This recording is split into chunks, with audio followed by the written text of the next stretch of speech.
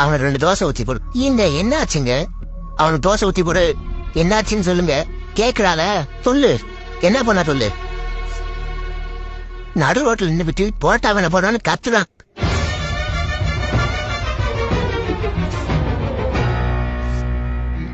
இல்ல தெரியாம தான் கேக்குறேன். என்னாச்சு உனக்கு? ஏன் தோசை பிடிக்கல? எதுக்கு தோசை பிடிக்க சொல்லு. கேக்குறேன்ல சொல்லு. உம்மன்றத எப்படி சொல்லு. அது அது பரோட்டா தான் பிடிச்சிருக்கு.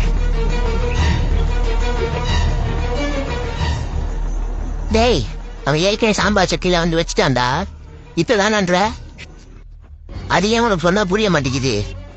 பரோட்டா நல்லது இல்ல, தோசை தான். இல்ல அப்பவே கேட்டேலடா.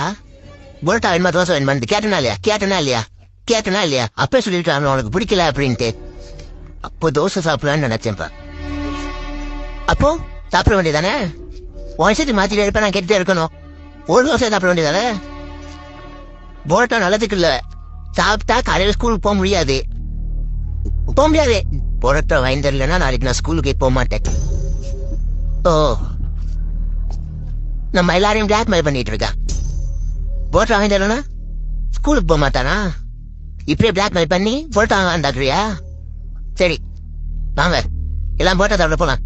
கிளம்பு போலாம். பரோட்டா பரோட்டா பரோட்டா பரோட்டா பரோட்டா நீ தானே கேட்ட? இங்க பாரு, பரோட்டாவே வேண்டாம், வேற எதுனா சாப்பிடு. நான் உனக்கு நல்லதுதான் சொல்லுவேன். வேணும்னா உனக்கு மாறன் பரோட்டா கடையில இட்லி வாங்கி தரேன். சொல்லு என்னன்னு சொல்லு. இல்லப்பா எனக்கு பரோட்டா வேண்டாம், சிக்கன் ரைஸ் தான்.